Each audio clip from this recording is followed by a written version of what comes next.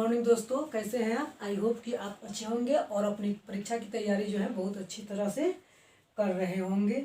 चलिए, आज जो मैं आपके लिए लाया हूं प्रकाश चैप्टर का बहुत ही इम्पोर्टेंट क्वेश्चन है। ऑब्जेक्टिव टाइप का ऑब्जेक्टिव टाइप जो क्वेश्चन होता है वह बहुत 50 मार्क्स का हो गया है, इसलिए यह जो है आपके एग्ज़ाम में बहुत ज़्यादा मायने रखता है।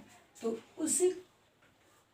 उसी ऑब्जेक्टिव तरह का जो है कुछ चुनिंदा क्वेश्चन का मैंने एक सिलेक्शन किया है जो आपके परीक्षा में बहुत ही महत्वपूर्ण साबित होगा। प्रकाश चैप्टर का है और यह जो है बहुत बार इस तरह का क्वेश्चन जो है पूछ चुका है।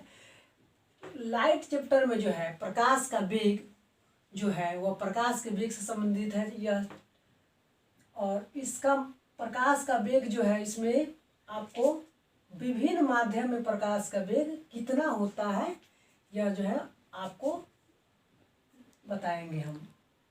चलिए देखिए, तो प्रकाश का वेग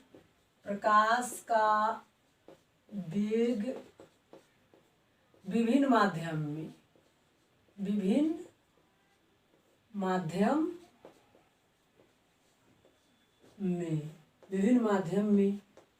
का विभिन्न माध्यम में प्रकाश का वेग विभिन्न माध्यम में। पहला होता है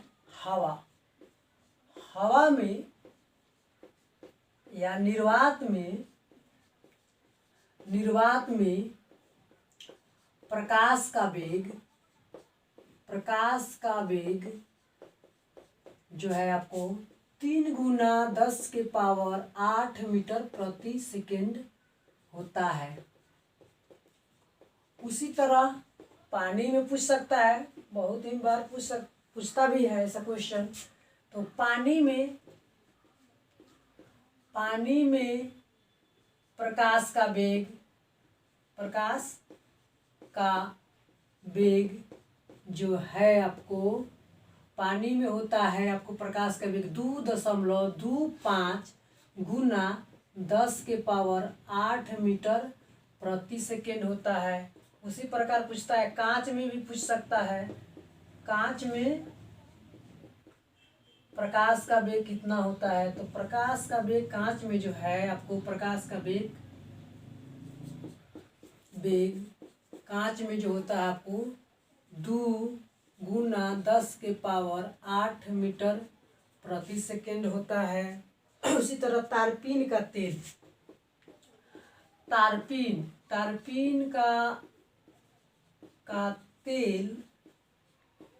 में प्रकाश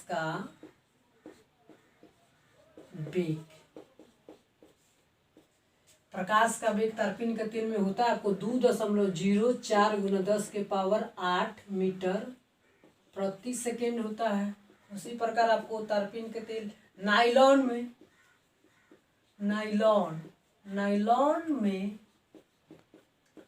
प्रकाश का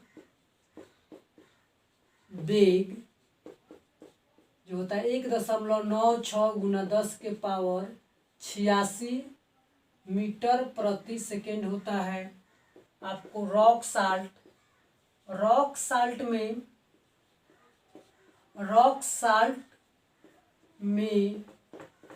प्रकाश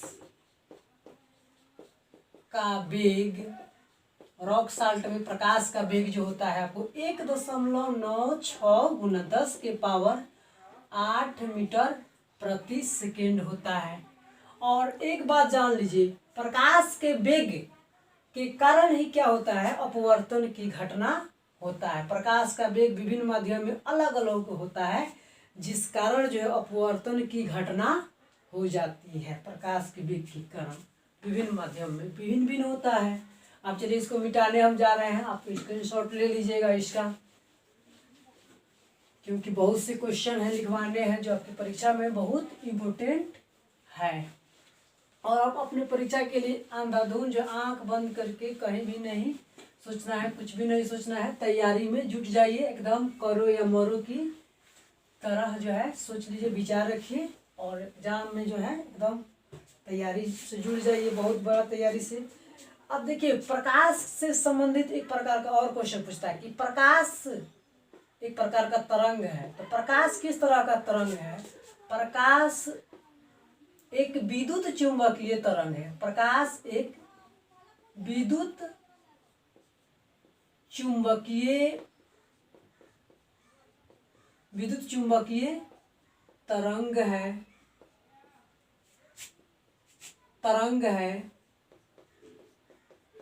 जिसकी प्रकृति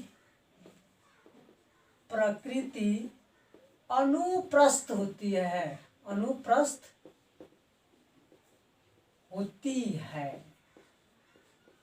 एक और भी रोचक बात है इसमें प्रकाश के लिए चलने के लिए किसी भी प्रकार के द्रव्यमात्मक माध्यम की आवश्यकता नहीं पड़ती है। तो प्रकाश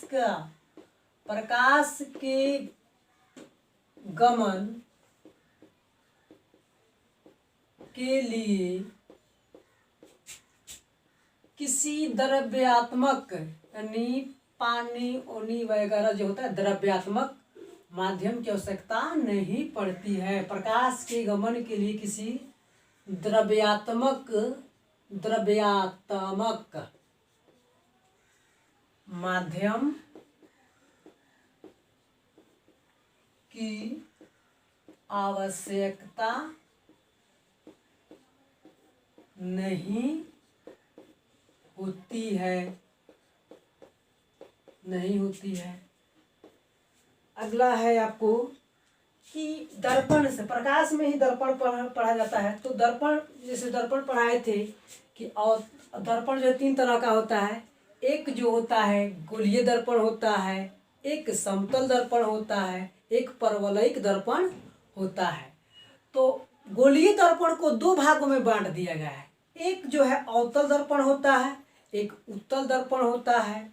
तो अवतल दर्पण का भी उपयोग होता है, उत्तल दर्पण का भी उपयोग हम करते हैं। अवतल दर्पण का उपयोग कहाँ कहाँ करते हैं, उत्तल दर्पण का उपयोग कहाँ कहाँ करते हैं, क्यों करते हैं, ये जो है मैं आपको लिखाने जा रहा हूँ। इसको देखिएगा। अवतल दर्पण का पहले उपयोग दिखा दे रहे हैं। कुछ बहुत बार पूछता भी है अवतल दर्पण का उपयोग। तो रोगियों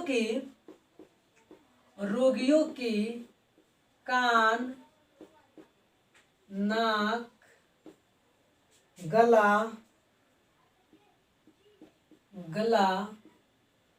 आँख आदि के जांच में अवतल दर्पण का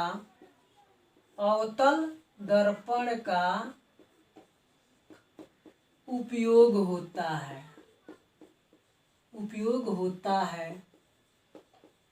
उसके बाद जो है सोलर कुकर में भी क्या होता है, अवतल दर्पण का उपयोग होता है।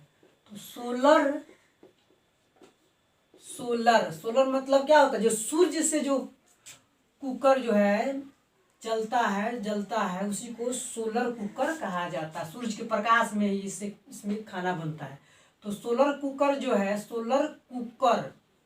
ऐसे कुकर जो हम लोग आग पर जो है जलाते हैं ना, आग पर पकाते हैं, उसमें कुकर में खाना जो, उसी तरह सोलर कुकर होता है। उसको क्या किया जाता है, आग पर नहीं रखा जाता है। कुकर को क्या धूप में रख दिया जाता है, और उसी धूप में जो है क्या होता है, वह गर्म होकर के उसमें जो खाना, जो भी खाद्य पदार्थ रहता है, वह आपको क्या होता है कि पक जाता है। तो सोलर कुकर में दर्पण लगा रहता है। वह किस प्रकार का दर्पण होता है, तो वह भी क्या होता है, आपको सोलर कुकर में अवतल दर्पण होता है। सोलर कुकर में अवतल दर्पण होता है। उसके बाद आपको हेडलाइट, गाड़ी का जितना भी हेडलाइट है, जैसे मान लेते हैं कि बाइक है उसमें हेडलाइट होता है, ट्रक है उसमें भी हेडलाइट होता है, विभिन्न तरह की गाड़ियां हैं उसमें हेडलाइट होता है। हेडलाइट मतलब अग्रदीप, आगे की तरफ जो बल्ब लगा होता है, लाइट लगा रहता है, उसी को हेडलाइट कहते हैं। उस हेडलाइट में भी क्या होता है कि आपको अवतल दर्पण का प्रयोग होता है। उससे होता क्या है कि प्रकाश जो है फैलता इधर उधर छितराता नहीं है, वह अधिक दूरी तक जो है चला जाता है, दूरी तय करता है, जिससे जो है गाड़ी को चलाने में, वाहन चलाने में जो है क्या होता है, ड्राइवर को सहायता मिलती है। तो गाड़ियों के गाड़ियों के हेडलाइट, हेडलाइट या हिंदी में दे देगा आपको अग्रदीप, अग्रदीपों में किस दर्पण का उपयोग होता है? तो अवतल दर्पण का उपयोग होता है। अब इसको स्क्रीनशॉट ले लीजिए जल्दी से, हम इसको मिटाने जा रहे हैं क्योंकि अभी बहुत से क्वेश्चन पढ़ाना है बाकी है आपको। दाढ़ी बनाने में, दाढ़ी बनाने में किस प्रकार का जो है दर्पण का प्रयोग किया जाता है? तो दाढ़ी बनाने में जो हम लोग बनाते हैं, दाढ़ी देख देख कर जिस शीशा में देखते हैं, आईना में देखते हैं, अपना दाढ़ी बनाते हैं, तो दाढ़ी या हजामत, दाढ़ी या हजामत बनाने में अवतल दर्पण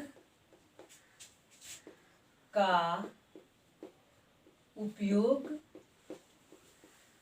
होता है। दाढ़ी बनाने में अवतल दर्पण का उपयोग होता है। अब अवतल दर्पण का उपयोग दाढ़ी बनाने में क्यों होता है? तो अवतल दर्पण में जो होता है वह जो है काल्पनिक, सीधा और वस्तु का आवर्धित प्रतिबिंब बनता है, जिससे जो है छोटे छोटे जो चेहरे पर जो बाल होते हैं वे हमें बड़े बड़े दिखाई देते हैं, जिससे हजामत बनाने में जो है हमको सहायता मिलता है। अब कहिएगा कि अवतल दर्पण है, अवतल दर्पण में तो वास्तविक प्रतिबिंब बनता है। हाँ, तो अवतल दर्पण ही एक ऐसा दर्पण है जिसमें वास्तविक और काल्पनिक दोनों तरह का प्रतिबिंब बनता है। तो हजामत जब बनाते हैं हम लोग, तो दाढ़ी का जो होता है, बाल चेहरा पर रहता है, वह क्या होता है कि उसका आवर्धित मतलब बड़ा, और वह जो है सीधा प्रतिबिंब बनता है, जिससे जो है हमें दाढ़ी जो है बहुत बड़ा बड़ा दिखाई देता है और हम आसानी से उस हजामत अपना बना लेते हैं। उसके बाद होता है कि गाड़ियों में साइड मिरर लगा रहता है, गाड़ियों में साइड मिरर लगा रहता है। साइड मिरर में किस दर्पण का उपयोग होता है? तो उस गाड़ी का जो साइड मिरर होता है बगल में रहता है, जिसको आपको कहा जाता है पृष्ठदर्शी। पृष्ठदर्शी के रूप में किस पृष्ठदर्शी दर्पण या साइड मिरर, उसको तो अंग्रेजी में ज्यादा से ज्यादा पूछा जाता है कि साइड मिरर पूछा जाता है। तो साइड मिरर, साइड मिरर या इसको पृष्ठदर्शी, पृष्ठदर्शी, पृष्ठ मतलब भाग, बगल का भाग जो होता है, पृष्ठदर्शी दर्पण में उत्तल दर्पण का उपयोग होता है, उपयोग होता है। यह क्यों लगा रहता है साइड मिरर में? तो उत्तल दर्पण में जो पीछे से आती हुई वाहन होती है उसमें का काल्पनिक, सीधा और वस्तु से छोटा प्रतिबिंब बनता है, जिससे जो है गाड़ी जो है पीछे से जो भी सवारी आ रही है उसका प्रतिबिंब चालक को आसानी से दिखाई दे देता है, जिससे वाहन चालक क्या करता है, साइड देने में सुविधा होती है। इसीलिए साइड मिरर के रूप में उत्तल दर्पण का उपयोग किया जाता है। अगला लिख लीजिए, अगला जो है आपको, अब देखिए वस्तु को भी दो तरह से बांट दिया गया है प्रकाश के संबंध में। एक होता है दीप्त पिंड, एक होता है अदीप्त पिंड। तो दीप्त पिंड क्या है? तो दीप्त पिंड कहने का मतलब है कि जो वस्तु, जो पदार्थ, जो पिंड खुद प्रकाश का उत्सर्जन करता है उसको कहा जाता है दीप्त पिंड कहा जाता है। और जो वस्तु प्रकाश का उत्सर्जन नहीं करता है बल्कि किसी दूसरे प्रकाश स्रोत से दिखाई देता है उसको कहा जाता है अदीप्त पिंड कहा जाता है। तो अदीप्त पिंड भी पूछ सकता है, परिभाषा भी पूछ सकता है, या एग्जाम्पल में उसका पूछ सकता है। अदीप्त पिंड का एग्जाम्पल दीजिए, चाहे कोई वस्तु दे देगा, कहेगा कि यह कैसा पिंड है, अदीप्त है कि दीप्त है। तो जैसे चंद्रमा, चंद्रमा कहिएगा कि कौन सा पिंड है? तो आपको जब नहीं पढ़े रहिएगा फिजिक्स लाइट चैप्टर तो कहेगा कि चंद्रमा तो चमकता है, उससे प्रकाश उत्पन्न होता है, लेकिन प्रकाश जो है चंद्रमा से उत्पन्न नहीं होता है। वह क्या करता है कि सूर्य के प्रकाश से आपको वह जो है चमकता है, जिससे जो है हमको प्रकाश उस मिलता है। तो चंद्रमा क्या हो जाएगा? अदीप्त पिंड हो जाएगा। चंद्रमा जो है चंद्रमा चंद्रमा जो है आपको अदीप्त पिंड है। चंद्रमा अदीप्त पिंड है। उसके बाद आपको गोलीय दर्पण होता है। गोलीय दर्पण की फोकस दूरी, ये सब हम ऑब्जेक्टिव पढ़ा रहे हैं, इसीलिए आप ये मत सोचिएगा कि सर कहीं से लिखा रहे हैं फिर कहीं का क्वेश्चन, तो इससे मतलब नहीं है। हमको क्या है, हम उस बात आपको डिस्क्राइब कर दे रहे हैं ताकि डायरेक्ट हम चंद्रमा अदीप्त पिंड है लिखवाते तो आप मतलब सोचते कि अदीप्त पिंड क्या है, दीप्त पिंड क्या है, इसीलिए हम उसको समझा दिए हैं।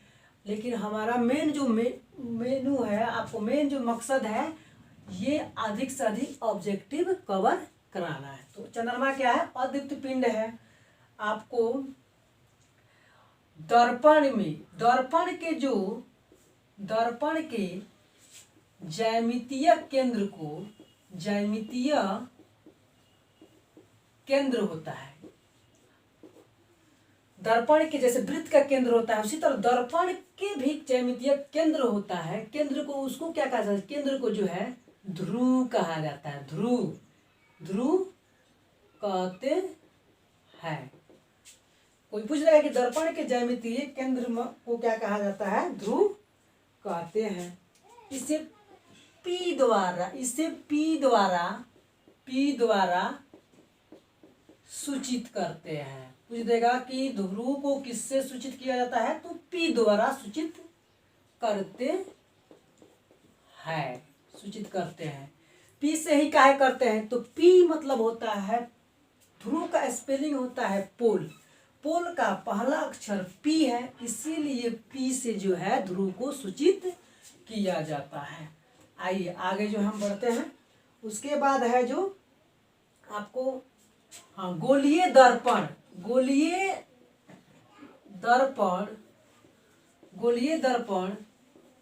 की जो वक्रता त्रिज्या होती है, गोलीय दर्पण की जो वक्रता त्रिज्या होती है